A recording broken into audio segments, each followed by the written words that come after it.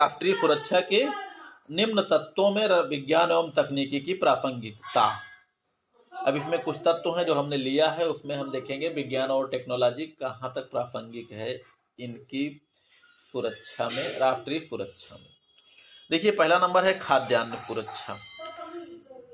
भोजन प्रत्येक राष्ट्र के नागरिकों की प्राथमिक आवश्यकता है, इसको किसी को बताने की जरूरत नहीं है। खाद्यान्न के अभाव में राष्ट्र में भुखमरी एवं महामारी फैल सकती है। कृषि कार्यों में नई तकनीकी की देन है कि पूर्व से कई गुना खाद्यान्न का उत्पादन आज राष्ट्र कर रहे हैं और मौसमी उत्पादन के अतिरिक्त बेमौसम के खाद्यान्न और सब्जियां भी पैदा कर ले रहे हैं। कुछ बिछड़े एवं अविकसित राष्ट्रों को छोड़कर लगभग संपूर्ण विश्व खाद्यान्न के क्षेत्र में आत्मनिर्भर भी हो गया है। ठीक है, विज्ञान और टेक्नोलॉजी की भूमिका इसमें कहाँ तक है खाद्यान्न में।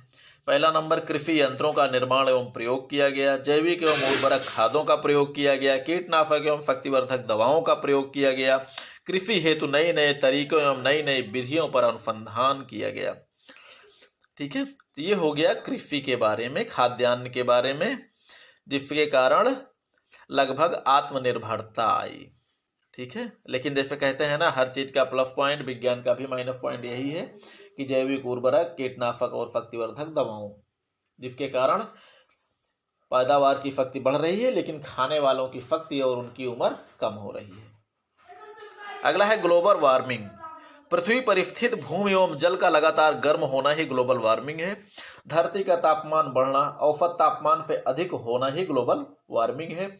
और ग्लोबल वार्मिंग जंगलों एवं वृक्षों की धुआंधार कटाई, बढ़ता प्रदूषण, ग्रीन हाउस गैसों का उत्सर्जन, जिनमें प्रमुख रूप से carbon dioxide, chlorofluorocarbon, oxygen, methane आदि जो है, ये सब ग्रीन हाउस गैसों में आती हैं। जैसे कार्बन डाइऑक्साइड, जितनी ज़्यादा जनसंख्या बढ़ी उतना ज़्यादा सांस लेने वाले हैं, जो कि कार्बन डाइऑक्साइड हम लोग निकालते हैं, ज़्यादा जनसंख्या हुई ज़्यादा निकालते हैं। क्लोरोफ्लोरोकार्बन, ये सब जो है औद्योगिकरण और गाड़ियों से, वाहनों से चलने वाले धुओं में पाया जाता है। ठीक है, तेज चालित वाहनों का प्रयोग, एसी, फ्रिज, उद्योगों से निकलने वाला कार्बन डाइऑक्साइड एवं अन्य गैसें आदि इसके लिए उत्तरदायी हैं। किसके लिए? ग्लोबल वार्मिंग के लिए। समताप मंडल में स्थित ओजोन परत के पतले एवं कमजोर होने से भी धरती का तापमान बढ़ रहा है।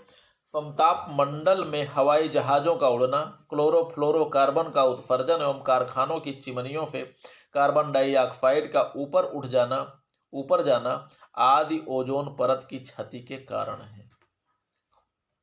अब देख ही रहे हैं, जो खास करके ग्लोबल वार्मिंग में जो जिम्मेदार हैं, जो उसको बचाने वाली ओजोन परत है, उसको भी नष्ट करने में खास करके कार्बन डाइऑक्साइड है, कारखानों और चिमनियों से निकलने वाले धुएं हैं, गाड़ियों से निकलने वाले धुएं हैं एवं अन्य चीजें हैं। अब वनों की कटाई, जो कि इनको कंट्रोल रखते थे, इन कार्बन डाइऑक्साइड और चिमनियों के धुओं को, अब चूंकि उतना ज़्यादा पेड़ पौधे तो रह नहीं गए हैं पहले जैसे, धीरे धीरे वो जनसंख्या बढ़ रही है, तो जनसंख्या के मनुष्यों को रहने के लिए जगह चाहिए, जगह में पेड़ पौधों की कटाई होती है, नगरीकरण हो रहा है, सब में पेड़ पौधों की कटाई ही होनी है, वही है, प्रदूषण बढ़ता जा रहा है और सुरक्षाकर्मी हटाए जा रहे हैं। ठीक है, चलिए, उपाय जो है इसका बचने का उपाय यही है, अधिक वृक्षारोपण करना, भोजन बनाने में बायोगैस का प्रयोग, गोबर गैस आदि का प्रयोग किया जाए, सौर ऊर्जा का अत्यधिक प्रयोग किया जाए, सोलर कुकर के रूप में, घरेलू बिजली के रूप में, रासायनिक एवं केमिकल के स्थान पर जैविक खेती का प्रयोग किया जाए, खेतों में उर्वरक के स्थान पर गोबर की खाद का प्रयोग किया जाए। लेकिन मित्रों, ये सत्य है कि गोबर की खाद का प्रयोग होगा तो जो है, जो उससे अन्न पैदा होगा उसमें कीटनाशक दवाओं और रासायनिक खादों का जो है मिक्सचर नहीं होगा, लेकिन इससे पैदावार भी तो कितनी होगी बताइए। पूर्वज गोबर के खादों से ही प्रयोग तो करते रहे हैं, कर तो सकते हैं, लेकिन हो सकता है कहीं हम पीछे ना पहुंच जाएं जैसे पहले होता था, कहीं कम होगा, पैदावार कम होगी। ठीक है, चलिए, फिलहाल ये माना जाता है कि अगर उर्वरक के स्थान पर गोबर की खाद का प्रयोग किया जाए तो सारी परेशानी दूर हो जाएगी। अगला है पर्यावरण। पर्यावरण सुरक्षा आज संपूर्ण विश्व के लिए एक खतरा है। खतरा बना हुआ है। संपूर्ण विश्व में बढ़ते औद्योगिकरण, विज्ञान और टेक्नोलॉजी के कारण जितना अधिक विकास हो रहा है, पर्यावरण का खतरा उतना ही अधिक बढ़ता जा रहा है। अधिक से अधिक कार्बन डाइऑक्साइड का उत्सर्जन, जनसंख्या वृद्धि, मोटर गाड़ियों एवं फैक्ट्रियों से निकलने वाला धुआं, प्लास्टिक की थैलियों का प्रयोग आदि जो है पर्यावरण के लिए सब जिम्मेदार हैं। पर्यावरणीय खतरे उत्पन्न होने के कारण वही चीज है जो ग्लोबल वार्मिंग की, उससे भी पर्यावरण को खतरा है। वनों की अंधाधुंध कटाई, बढ़ती जनसंख्या, कार्बन डाइऑक्साइड का अधिक उत्सर्जन, जानवरों की अत्यधिक कटाई, शिकार एवं तस्करी, मोटर गाड़ियों से निकलता हुआ धुआं। भाई जानवरों की अधिक कटाई का मतलब होता है मित्रों, बूचर खानों में जो जानवर काटे जा रहे हैं, जानवर हैं वो तो धरती की सफाई भी कर देते हैं, ठीक है। जब वो सब जानवरों का मांस ही लोग खा रहे हैं तो कटाई हो रही है, उनसे जो निकलने वाला अवशेष है जो नदियों में जा रहा है, तो पानी जो है प्रदूषित हो रहा है, ठीक है। मोटर गाड़ियों से निकलने वाला धुआं, औद्योगिकरण के कारण फैक्ट्रियों से निकलता धुआं, कारखानों के से अपशिष्ट पदार्थ का पानी के साथ नदियों में मिल जाना, प्लास्टिक थैलियों का प्रयोग, कूड़े कचरे के रूप में खुले स्थान पर फेंक देना। अगला है पर्यावरण की रक्षा हेतु अंतर्राष्ट्रीय प्रयास। अंतर्राष्ट्रीय प्रयास में मित्रों कुछ संधियां समझौते हुए हैं, लेकिन वही चीज है ना, संधियां और समझौते, इसमें सिर्फ कागजी कार्रवाई ज्यादा होती है, धरती पर कार्य बहुत ही कम होता है। स्टॉकहोम का अंतर्राष्ट्रीय सम्मेलन 1972, ओजोन परत संरक्षण वियना अधिनियम 1985, जोहान्सबर्ग शिखर सम्मेलन 2002, नाटो द्वारा 1969 में हर प्रकार के प्रदूषण को आधुनिक तकनीक द्वारा शोधन का प्रयास किया गया। अंतर्राष्ट्रीय जौहर का जैव कार्यक्रम 1963, वन्य जीवों का संरक्षण 1961, नैरोबी सम्मेलन 1978, मॉन्ट्रियल प्रोटोकॉल 1987, पृथ्वी सम्मेलन 1992, जैव विविधता इस समय 1992, द्वितीय संयुक्त राष्ट्र मानव सम्मेलन हैबिटेट जिसे कहा जाता है 1985, क्योटो प्रोटोकॉल आदि, ये सभी पर्यावरण की सुरक्षा हेतु अंतर्राष्ट्रीय प्रयास है। लेकिन मित्रों वही चीज है ना, आप जानते हैं कि हर चीजों में जहां पर जो है थोड़ा सा नुकसान उठाना पड़े वहां हम लोग पीछे हट जाते हैं। जैसे देखा जाए तो भारत में कभी कभी ऐसी व्यवस्थाएं भी आती हैं, कानून में थोड़ा सा प्रतिबंध लगाया जाता है कि प्लास्टिक की थैलियों पर रोक लगा दिया गया है, लेकिन आप जानते हैं प्लास्टिक की थैलियों को रोक डायरेक्ट जो है उसकी जड़ पे प्रहार नहीं किया जाता। डायरेक्ट यहाँ आकर कहीं दुकान वालों को तंग करेंगे पुलिस वाले, प्लास्टिक की थैली क्यों रखे हो, लेकिन डायरेक्ट कभी जो प्लास्टिक की थैलियां जहां से बन के आ रही हैं वहां पर कोई जो है प्रतिबंध नहीं होता। लेकिन वही है ना, जब तक किसी चीज को नष्ट करना है तो जड़ पर प्रहार करना होगा, यही बनेगा ही नहीं तो यहाँ आएगा कैसे। लेकिन बस वही है, छोटे छोटे दुकानदारों को पकड़ पकड़ के इनके पैसे वसूले जाते हैं, तो कहाँ से ये सफल होगा, कैसे होगा बताइए। भारत द्वारा पर्यावरण सुरक्षा हेतु प्रयास। भारत पर्यावरण कानून 1969, वन्य जीव संरक्षण अधिनियम 1972, जल प्रदूषण अधिनियम 1977, वन संरक्षण अधिनियम 1980, वायु प्रदूषण एवं नियंत्रण अधिनियम 1981, प्रदूषण संरक्षण अधिनियम 1986। मित्रों इतना मान के चलिए कि जो कुछ भी इसमें लिखा हुआ है ऐसा नहीं होगा। बहुत से कानूनों में इसमें ऐसा भी होगा कि जिसमें प्लास्टिक की थैलियों पर रोक लगाया गया है, लेकिन क्या वास्तव में उस पर रोक लगाया गया? नहीं ना। तो वही चीज होता है कि कागज में कुछ होता है, फील्ड में कुछ होता है। कभी अगर कहीं पे रोक लगाने की बात आ जाती है तो वही जाकर जो है छोटे छोटे दुकानदारों को पुलिस वाले तंग करना प्रारंभ करते हैं। बाकी बड़े दुकानदारों को तंग करेंगे नहीं। फैक्ट्री मालिक जो वहां पे प्लास्टिकियां बन रही हैं, थैलियां बन रही है, उसको कोई बोलेगा नहीं। केवल बस वही चीज है ना, एक कहावत नहीं है मित्रों, आप लोगों ने फिल्मों में देखा होगा, कानून अमीरों का गुलाम होता है। तो कहीं ना कहीं ये चीज भी स्पष्ट रूप से झलकती भी रहती है। अगला है ऊर्जा संरक्षण या ऊर्जा सुरक्षा। वर्तमान समय में धरती पर प्रयोग की जाने वाले ऊर्जा के स्रोत तेल, कोयला, लकड़ी आदि का प्रयोग अधिकाधिक हो रहा है, जो एक न एक दिन समाप्त होना ही है। अतः विज्ञान और तकनीकी की देन है कि ऊर्जा के अच्छे स्रोतों की तलाश होने लगी है और नए ऊर्जा के स्रोतों पर अनुसंधान करके उसे प्रयोग करने का प्रयास किया जा रहा है। जैसे अक्षय पवन ऊर्जा का अधिकाधिक प्रयोग किया जाए, अक्षय सौर ऊर्जा का अधिकाधिक प्रयोग किया जाए। अक्षय इनको इसलिए कहा गया है मित्रों कि ये वातावरण से कभी समाप्त ना होने वाले ऊर्जा के स्रोत हैं। भाई सूर्य भगवान कभी गायब नहीं होंगे, हाँ बीच बीच में कभी कभी नहीं आते हैं बेचारे, वो भी ड्यूटी पे, जैसे बादल वगैरह रहते हैं, कोहरे वगैरह रहते हैं, कभी लेट हो जाते हैं। ठीक है, जैसे हम लोग कभी ड्यूटी करते हैं, जहाँ भी हम लोग कर्मचारी हैं वहाँ पर भी हम लोग कभी छुट्टी मान लेते हैं, कभी नहीं जाते, तो वैसे सूर्य भगवान भी कभी कभी नहीं दिखाई पड़ते। ठीक है, कभी कभी लेट हो जाते हैं। तो इसमें इसलिए अच्छे इसलिए कहा गया है कि ये कभी खत्म नहीं होने वाले ऊर्जा के स्रोत हैं। जल विद्युत ऊर्जा का प्रयोग करें, जो है महासागरीय ऊर्जा का उपयोग करने का प्रयास करें, ज्वार भाटा और समुद्री तरंगों से ऊर्जा पैदा करना, जैव भार यानी कूड़ा करकट, कृषि अपशिष्ट, औद्योगिक अपशिष्ट आदि से ऊर्जा उत्पादन करने का प्रयास करना, परमाणु ऊर्जा का प्रयोग करने का प्रयास करें। भारत में थोरियम का विशाल भंडार है, यानी भारत आने वाले समय में परमाणु ऊर्जा का सफल प्रयोग कर सकता है। गोबर गैस, बायोगैस आदि का प्रयोग करने का प्रयास किया जाए। ऊर्जा सुरक्षा एवं बिजली की बचत हेतु नए प्रकार के वैज्ञानिक उपकरणों का निर्माण होना चाहिए। हाइड्रोजन को भी भविष्य की एक ऊर्जा स्रोत के रूप में देखा जाए। रक्षा एवं सीमा सुरक्षा, ये सैनिक शक्ति के विकास एवं रक्षा के अंतर्गत आता है। इसमें वैज्ञानिक एवं तकनीकी दृष्टि से सैनिक शक्ति का विकास किया जाता है, जिसमें सैनिक भर्ती, प्रशिक्षण, सैनिक उपकरणों, हथियारों आदि का निर्माण करना होता है। सभी राष्ट्र की अवस्थिति के अनुसार जलीय, थलीय, पर्वतीय सीमाओं की रक्षा हेतु वैज्ञानिक स्तर पर उपकरण एवं हथियारों की व्यवस्था एवं सीमाओं पर उसकी तैनाती करना। समुद्री सीमाओं की रक्षा हेतु गश्ती नौकाओं, गश्ती हेलीकॉप्टरों एवं अपने सामुद्रिक क्षेत्र की सुरक्षा हेतु हर प्रकार के उपकरणों को लगाया जाता है। सीमाओं की जासूसी हेतु उपग्रहों एवं रडारों की तैनाती करना। मित्रों, ये सीमाओं की सुरक्षा के लिए जो है खास करके टेक्नोलॉजी का प्रयोग है। अगला है फाइबर सुरक्षा। फाइबर खतरा वर्तमान आधुनिक युग का खतरा है, इसे सब लोग जानते हैं। आधुनिक युग सूचना उपकरणों एवं प्रौद्योगिकी का युग है, जिसमें महत्वपूर्ण भूमिका कंप्यूटर एवं इंटरनेट की होती है। कंप्यूटर पर इंटरनेट के माध्यम से किया गया आक्रमण ही फाइबर आक्रमण कहलाता है। फाइबर आक्रमण भी उसी तरह का आक्रमण होता है जैसे किसी व्यक्ति के शरीर पर चोट न करके उसके मस्तिष्क पर चोट करके उसे पागल बना देना। इसी प्रकार का फाइबर आक्रमण किसी राष्ट्र पर भौतिक आक्रमण नहीं होता, बल्कि उसकी कंप्यूटर चालित व्यवस्था पर आक्रमण होता है, जिसके द्वारा राष्ट्र में अव्यवस्था फैलाई जाती है और कण कण में व्याप्त होने के कारण इंटरनेट से विश्व के किसी भी कोने में व्यवस्था फैलाई जा सकती है। मित्रों, जैसे माना जाता है ना कि भगवान कण कण में व्याप्त हैं, लेकिन भगवान के बाद अगर कोई कण कण में व्याप्त है दूसरे नंबर पर, तो वो होता है इंटरनेट।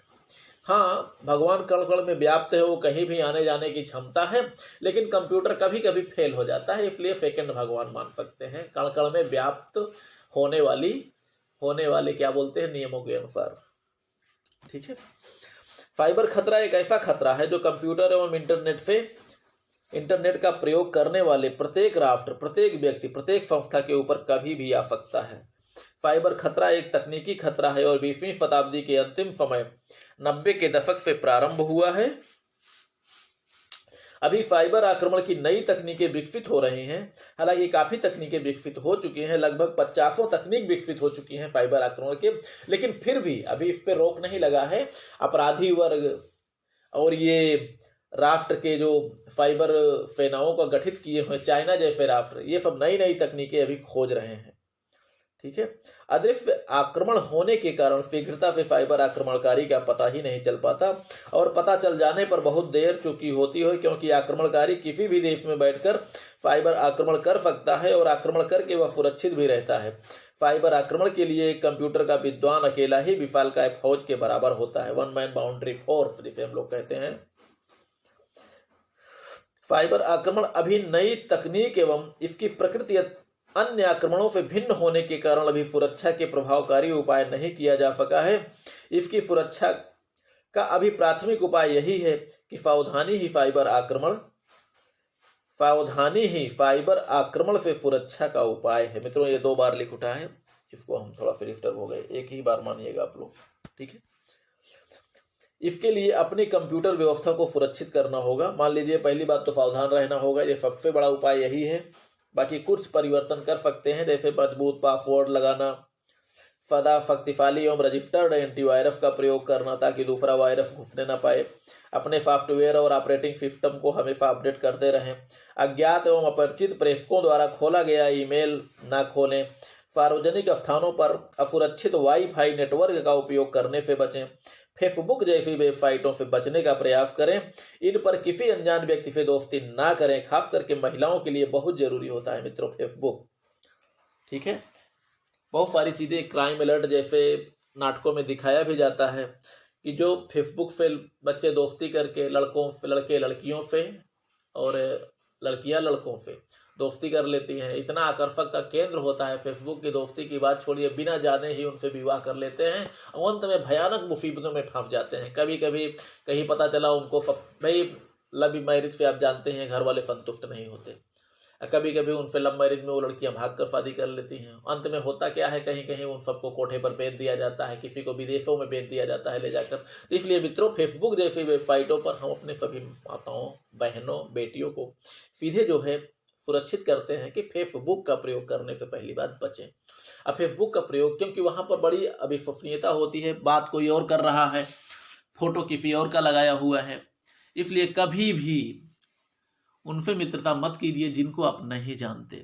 अगर वहां का आपका मित्र कभी इतना प्रेम में पागल किसी के मत हो जाइए कि किसी अनजान स्थान पे अगर आपको बुलाता है तो आप वहां चले जाएंगे, नहीं मत करिएगा कभी। ठीक है, क्योंकि आप देख सकते हैं कितना नुकसान होता है उससे।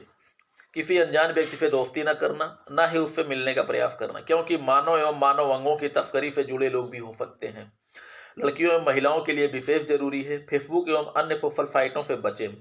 अपरिचितों से दोस्ती ना करें, दोस्ती करें तो उनसे कभी मिलने का प्रयास ना करें, ना उन्हें अपना फोन नंबर दें और ना ही अपने घर का पता दें, क्योंकि धोखा कभी भी हो सकता है।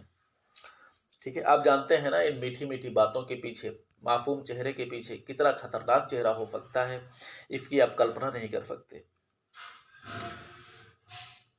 अधिकांश हत्याएं, बलात्कार एवं अन्य आपराधिक घटनाएं फेसबुक जैसी सामाजिक साइटों के माध्यम से हो रही हैं। आप ये समझ लीजिए सोशल साइट पर फर्जी पहचान से आपसे दोस्ती बनाने वाला आपका कट्टर दुश्मन भी हो सकता है। पढ़ाई के लिए मोबाइल या कंप्यूटर देते समय बच्चों को विशेष ध्यान देते रहें। बच्चे वही करें जो उन्हें करना है, अर्थात केवल पढ़ाई के लिए देना है तो केवल पढ़ाई करें। ऐसा ना हो कि वे फेसबुक पर, व्हाट्सएप पर, फिल्मों पर, अश्लील फिल्मों पर, पोर्न फिल्मों पर वो देखना शुरू कर, ऐसा नहीं। पोर्न एवं अश्लील साइटों पर अपराधी सदा मौजूद रहते हैं। इन साइटों को खोलने से बचें क्योंकि ये साइटें काफ़ी आकर्षक होती हैं, अर्थात खोलने की इच्छा बहुत होती है इसको। ठीक है, अगला है महामारी से सुरक्षा। पहले बहुत सी ऐसी बीमारियां थीं जो कि लाइलाज होती थी, जिनसे कोई इलाज नहीं हो पाता था और बीमारी एक महामारी की तरह आती थी और बहुतों को अपने चपेट में ले लेती थी। लेकिन विज्ञान और अनुसंधान की देन है, मेडिकल व्यवस्था की देन है कि आज कोई भी बीमारी ऐसी नहीं है जिसका कोई इलाज ना हो। कोई भी नई बीमारी बहुत दिनों तक लाइलाज नहीं रह पाती। आज विज्ञान ने महामारी से सुरक्षा हेतु प्रमुख भूमिका भी निभाई है। जैसे प्रमुख इस प्रकार हैं, बीमारियों से बचने के लिए विभिन्न प्रकार की दवाओं का निर्माण हुआ है। इलाज हेतु भारी संख्या में अस्पतालों का निर्माण एवं सरकारी मुफ्त चिकित्सा व्यवस्था की गई है। विभिन्न महामारियों से बचने के लिए विभिन्न टीकों का प्रयोग किया गया है। शरीर की जांच, शरीर मित्रों है ये, शरीर है, ठीक है। शरीर की जांच, इलाज एवं ऑपरेशनों हेतु उपकरणों का निर्माण एवं प्रयोग आदि किया गया है। जनसंख्या नियंत्रण, जनसंख्या विस्फोट एवं वृद्धि से बहुत सारी समस्याएं आई हैं, जिसके अंतर्गत खाद्यान्न समस्या, पानी समस्या, बिजली की समस्या, आवासीय समस्या, पर्यावरण समस्या, यातायात समस्या, गरीबी, बेरोजगारी आदि प्रमुख हैं। अर्थात बहुत सी समस्याओं की जड़ हमारी बढ़ती जनसंख्या है। जनसंख्या नियंत्रण के उपाय हालांकि सब लोग जानते हैं, इसको बहुत बताने की जरूरत नहीं है, लेकिन कुछ उपाय हैं जिसको हम लोग आपको बता दे रहे हैं। सभी राष्ट्र जनसंख्या नियंत्रण नहीं करना चाहते क्योंकि बहुत से राष्ट्र ऐसे हैं जिनकी जनसंख्या पहले से ही कम है। फिर भी भारत एवं चीन जैसे राष्ट्रों को जनसंख्या नियंत्रण की आवश्यकता होती है, जिसके लिए निम्न उपाय का प्रयोग में लाया जा सकता है। शिक्षा का प्रचार, परिवार नियोजन को अपनाना, शिक्षा के द्वारा कम जनसंख्या से लाभ एवं अधिक जनसंख्या से हानि आदि की जानकारी देना चाहिए। परिवार नियोजन को अपनाना, विवाह की आयु में वृद्धि करना, अर्थात पहला नंबर है शिक्षा का प्रसार, उतना ही जो है मतलब खास करके कम जनसंख्या से लाभ और अधिक जनसंख्या से हानि। परिवार नियोजन अपनाना, उतने ही बच्चों को अपने पास रखा जाए, प्रयास यही किया जाए कि उतने ही बच्चे हों हमारे पास जिनका हम भरण पोषण आराम से कर सकें। विवाह की आयु में वृद्धि करना, भाई शुरुआत में विवाह कर दिया जाता है तो मौका ज़्यादा मिलता है, उसमें बच्चों की ज़्यादा होने की संभावना होती है। और जो विवाह एक प्रकार से जैसे कहते हैं ना परिपक्व एज होने पर अगर विवाह किया जाए तो उनके पास अपना भला और बुरा समझने की क्षमता आ जाती है। संतान और उत्पत्ति की सीमा निर्धारित करना, भाई वही है हम दो हमारे दो, सरकार के स्तर पे ये कानून बनाया जाए। जीवन स्तर ऊंचा उठाने का प्रयास करना, कम रहेंगे तो अच्छी तरह से भरपूर भरण पोषण होगा बच्चों का, तो उनका जीवन स्तर ऑटोमेटिक ऊपर ही रहेगा, गरीबी कम होगी, गरीबी कम व्याप्त होगी। स्वास्थ्य सेवा और मनोरंजन के साधन अच्छे रहें, एक सीमित रहेंगे तो सारी व्यवस्था उनके लिए हम कर सकते हैं। महिला शिक्षा को बढ़ावा दिया जाए, यौन शिक्षा यानी खुलकर इसको लागू करने की बात कही गई है। जनसंचार माध्यमों द्वारा प्रचार प्रसार आदि माध्यमों का प्रयोग करना। अगला है प्रक्षेपास्त्र एवं परमाणु हथियारों से सुरक्षा। वर्तमान समय में सबसे अधिक विनाशकारी हथियार होता है परमाणु हथियार, और प्रक्षेपास्त्रों के माध्यम से संपूर्ण विश्व में परमाणु आक्रमण किया जा सकता है। इन दोनों ने संपूर्ण विश्व को खतरे में डाल रखा है। इनसे बचने का कोई प्रभावकारी उपाय अभी तक राष्ट्रों के पास नहीं है, लेकिन राष्ट्रों ने कुछ प्रयास किया है, काफ़ी हद तक बचा जा सकता है, लेकिन 100% अभी गारंटी नहीं है। हालांकि 100% तो किसी की गारंटी नहीं। अमेरिका द्वारा विकसित की जा रही प्रतिरक्षा प्रणाली, ये सुरक्षा प्रणाली सभी राष्ट्रों के पास नहीं है। एंटी बैलिस्टिक मिसाइल कुछ गिने चुने देश अमेरिका, रूस एवं चीन जैसे राष्ट्रों के पास ही है, जो सबके पास नहीं है, लेकिन फिर भी 100% सफलता इसमें भी नहीं है। विभिन्न समझौते के माध्यम से किया गया प्रयास जैसे NPT, SALT 1, SALT 2, START 1, START 2, CTBT, out space treaty आदि के माध्यम से इन हथियारों पर प्रतिबंध लगाने का प्रयास किया गया है। अगला है बेरोजगारी से सुरक्षा।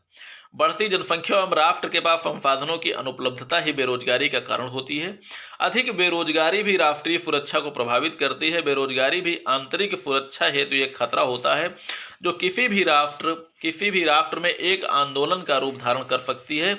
विज्ञान और तकनीकी ने बेरोजगारी दूर करने के लिए महत्वपूर्ण प्रयास किया है, जैसे नागरिक एवं सैनिक उद्योगों की स्थापना एवं उनमें विभिन्न प्रकार के कर्मचारियों की नियुक्ति, रोजगार हेतु तकनीकी ज्ञान प्रदान करना, औद्योगिकरण की तर्ज पर कुटीर उद्योगों को प्रोत्साहन आदि। अधिकांश बेरोजगारी को औद्योगिकरण ने ही दूर कर रखा है। लेकिन फिर भी मित्रों अभी भारत में बेरोजगारी बहुत ज़्यादा व्याप्त है। इसमें कुछ कारण है, हालांकि ये नीतियाँ कुछ भारत की व्यक्तिगत नीतियाँ हैं, कुछ कमियां भी हैं भारत के कानूनों में भी, नियमों में भी, ठीक है, कई चीज़ें हैं भारत जैसे देशों के लिए फिलहाल ठीक है जो कुछ भी है, लेकिन गवर्नमेंट धीरे धीरे इसका प्रयास कर रही है।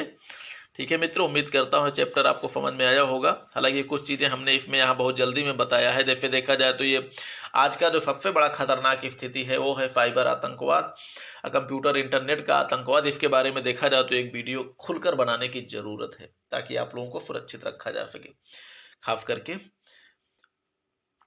अनहोनी होने से। ठीक है, क्योंकि हम लोग अपने दिल की सुनते हैं ज़्यादा, दिमाग की सुनते हैं कम। ठीक है, ओके मित्रों, पढ़िए लिखिए मस्त रहिए, सब्सक्राइब कर दिया कीजिए। हालांकि ये आखिरी चैप्टर है, लेकिन हमारा प्रयास ये है कि हम आप लोगों के लिए एक सिस्टम, एक जो है क्या बोलते हैं साइबर सुरक्षा, इसके बारे में हमारा विचार है कि एक वीडियो और बनाए। फिलहाल नहीं भी बनाएंगे तो भी जो है आपका कोर्स आज समाप्त हुआ। बाकी अगर कोई चीज़ हमको लगेगा कि हमसे छूटा हुआ है तो उस पर वीडियो बनाकर हम इसमें डाल देंगे। ठीक है, तब तक आप लोग पढ़िए लिखिए मस्त रहिए, खुश रहिए। कोई चीज़ समझ में नहीं आता है आप कमेंट करिएगा, समझाने का आपको प्रयास करेंगे, समझा देंगे, गारंटी नहीं है, लेकिन प्रयास तो कर सकते हैं, क्योंकि हम भी तो इंसान ही हैं। बहुत बड़ा ज्ञान हमारे पास नहीं है मित्रों, जितना है केवल इतना ही है कि आप लोग आराम से सब्जेक्ट को समझ लीजिए, बस आप लोगों के लिए नया सब्जेक्ट जो है भारी ना लगे। ठीक है, ओके मित्रों।